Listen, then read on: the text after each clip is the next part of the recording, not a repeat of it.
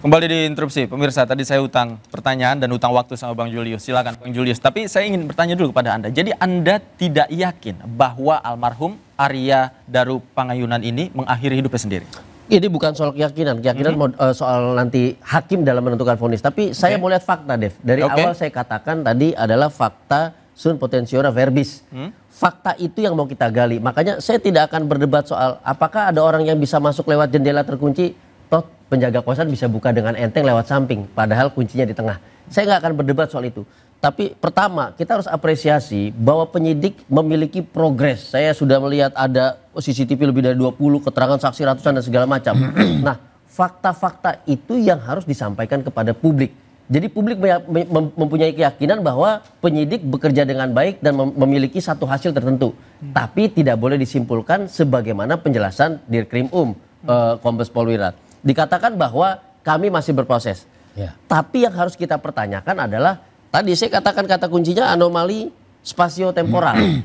Antara CCTV di rooftop 2143 sampai 23 dengan keterangan penjaga kos yang mengatakan 22 dia melihat. Ini kan satu orang yang sama di dua titik yang berbeda, itu tidak mungkin.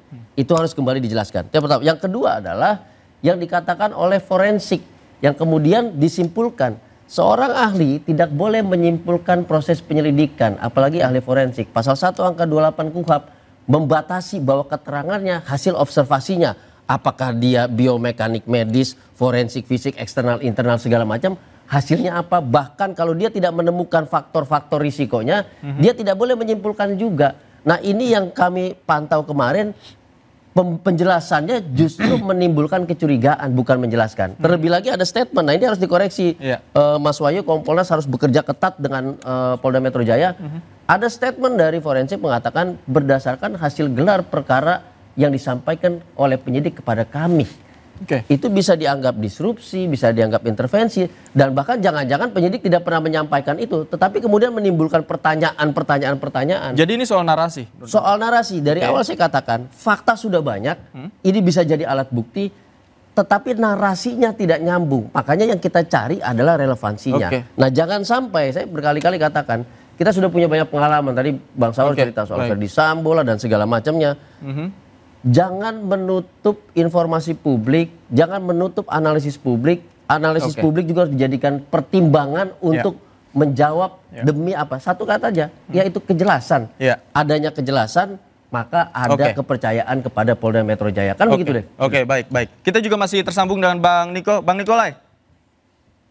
Ya, silakan Bang Nikolai. Bagaimana bacaan Anda terhadap tadi argumentasinya? Saya sepakat dengan Julius tadi ya. Dan apa yang disampaikan oleh ahli forensik RSCM itu menjadi pegangan. Bahwa dia mengatakan bahwa kesimpulan penyebab kematian itu adalah gangguan pertukaran oksigen pada saluran napas atas yang menyebabkan kematian. Itu pertama. Kemudian hasil dari otopsi dari forensik yang dia lakukan, dia mengatakan ditemukan kekerasan benda tumpul. Kemudian pelebaran pembuluh darah dan bintik-bintik pendarahan, sembab paru, pembengkakan paru. Dalam tenggorokan ditemukan lendir busa halus putih kemerahan, memar pada bagian lengan bagian atas kanan dan bawah. Kemudian mata kiri lebam pada mata kelopak atas mata sebelah kiri dan bibir bawah bagian dalam. Nah, kalau kita mengatakan, kemarin waktu saya dialog di Metro TV ya, dari Kompolnas mengatakan bahwa lebam itu atau memar itu karena dia memeluk tembok. Mana mungkin orang memeluk tembok bisa memar? Aneh bin ajaib gitu kan? Nah, kemudian kesimpulan yang terakhir daripada forensik itu mengatakan tidak ditemukan penyakit pada organ tubuh almarhum. Ini kan tanda tanya besar. Nah, kemudian saya koreksi lagi pernyataan dari Kompolnas tadi mengatakan 21 itu sudah off gitu kan. Nah 21 itu dia masih menelpon istrinya, masih nyambung. Kemudian setelah itu 21.43 dia sampai di Kemlu dan naik ke atas rooftop itu sampai 23.09 berarti 1 jam 26 menit. Nah seperti saya katakan tadi, 22.15 penjaga kos bernama Siswanto mengatakan bertemu dengan almarhum dan menyapa. Baik. Ini kan aneh bin ajaib. Ya. Nah, kemudian yang perlu saya sampaikan bahwa istrinya itu menelpon si penjaga kos, namun mati pertama teleponnya.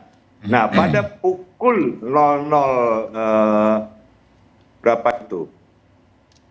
00 sekian, pada pukul 22.40 istri ADP menghubungi penjaga kos, namun mati HP-nya. Baik. Pukul 00.48 istri ADP menghubungi penjaga kos lagi dan tersambung. Nah, pada saat tersambung itu, kalau betul si almarhum sudah ada di kamar, kan harusnya penjaga kos mengetuk pintu, Pak, ada telepon dari istri, penting ini. Ya, ya. Kan harus diketuk pintunya. Ya. Masa nggak diketuk pintunya mondar-mandir, situ hanya melirik kamar. Oke, Ini kita kan sudah tanda tanya besar bagi kita. Bang Niko, kita sudah tangkap. Intinya ada ketidaksesuaian waktu. Bang Yusuf, bagaimana Anda menjawab ini? Ya, ketidaksesuaian waktu yang mana? Yang tadi dikatakan oleh Bang Niko, kemudian jadi Bang Julius juga mengatakan bahwa bagaimana mungkin ada penjaga kos bertemu dengan almarhum di waktu yang bersamaan ketika almarhum diketahui masih ada di gedung Kemenlu misalnya. Iya, kalau terkait dengan keterangan penjaga kos kan itu ada di dalam berita acara ya, berita acara. Tentu ketika ada yang keterangan penjaga kos ini tidak sesuai, maka yang dilihat kan fakta lain, gitu, fakta lain. Fakta lain itu kan misal apa sebenarnya komunikasi istri dengan penjaga kos. Apa sebenarnya yang diminta istri kepada penjaga kos? Ya. Itu kita dalami. Apakah istri meminta memanggilkan almarhum kepada penjaga kos? Itu harus jelas faktanya. Meminta memanggil atau melihat. Meminta bantuan, memastikan bahwa almarhum sudah kembali di rumah kos atau meminta memanggilkan bawah nelpon. Ada suasana-suasana psikologis mencoba kita menjadi hubungan suami istri kedua belah pihak itu. Ketika istri siapapun, ya gitu kita pernah mengalami, tidak bisa lagi menghubungin suami, dia gelisah. Ya. Dia gelisah. Nah, kegelisahan itulah coba kita pahami gitu. Kegelisahan yang biasa-biasa saja atau kegelisahan yang luar biasa. Nah, itulah yang akan menentukan dengan kegelisahan yang biasa-biasa saja atau kegelisahan yang luar biasa saja, itu sangat menentukan apa yang diharapkan dari penjaga kos itu terhadap istrinya, terhadap suaminya. Nah, itulah yang kita dalami. Hanya memang ketika penyelidik menyampaikan belum menemukan peristiwa pidana, memang ada hal-hal yang sifatnya sangat privasi antara kedua belah pihak itu tidak bisa kita ungkapkan. Oke, artinya tapi penyidik dan polisi menemukan itu ya? Iya, untuk menjelaskan apa sebenarnya yang diharapkan dari istri kepada penjaga kos itu. Apa? Apakah memanggil almarhum untuk bisa menerima teleponnya? Atau sekedar melihat saja, memastikan bahwa almarhum sudah berada di rumah kos? Nah, itu hubungan antara istri dengan almarhum lah. Makanya Dek, menurut saya yang sangat relevan itu adalah, ini agak memang pertanyaan besar misalnya.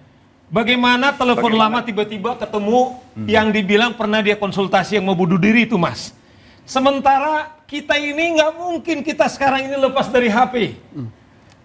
Nggak mungkin, malah mungkin istri kita hanya katakanlah 1 jam kita ketemu dengan dia atau anak-anak kita. Tapi ini 24 jam kita ketemu dengan HP ini. Pertanyaannya kemana HP itu rahasia besar menurut saya, yang juga teman-teman Kompolnas harus mendorong supaya polisi menemukan itu. Dugaan saya di situ semuanya rahasianya itu. Mengapa HP yang lama tidak lagi dipakai sudah ditemukan? Mengapa hal yang paling vital itu tiba-tiba hilang? Itu menurut saya. Kalau itu tidak ditemukan, saya pikir sangat logis kalau kemudian kalau tadi Mas Warsim bilang ini ada hal yang privasi. Apa makna privasi? Polisi mengatakan ditemukan misalnya kontrasepsi. Bukan kita yang menggelar perkara itu, Pak Warsim. Ya. Ditemukan pelunas. Kita kan hanya mewah kemudian mempertanyakan itu. Apa kaitannya dengan pelumas ini kontrasepsi dengan statement misalnya penyelidik atau polisi bahwa ada hal yang privasi. Dan barang bukti itu ditampilkan pada saat konferensi pers. Pada saat itu. Oke. Apakah maksudnya privasi itu ada selingkuhan dengan siapa? Itu yang kita bilang. Saya bertanya, wanita yang dia pergi ke Grand Indonesia, mengapa misalnya itu tidak ditampilkan CCTV-nya? Kan inilah pertanyaan-pertanyaan yang bisa menjadi barang bukti. Tapi katanya kan sudah diperiksa oleh polisi wanita. Nah itu dia, kan di sisi lain betul. Udah diperiksa polisi katanya, ada CCTV di laptop. Ya. Ada CCTV yang di Kemenlu. Oke. Mengapa misalnya kaitan antara kontrasepsi dengan pelumas misalnya dengan wanita ini? Apakah ada hubungan dengan wanita itu dengan ini dan ada kontrasepsi yang sudah dipakai? Ada yang tidak dipakai gitu loh. Baik, poinnya sudah kita tangkap. Nanti saya kasih kesempatan Bang Edi, pemirsa, interupsi segera kembali.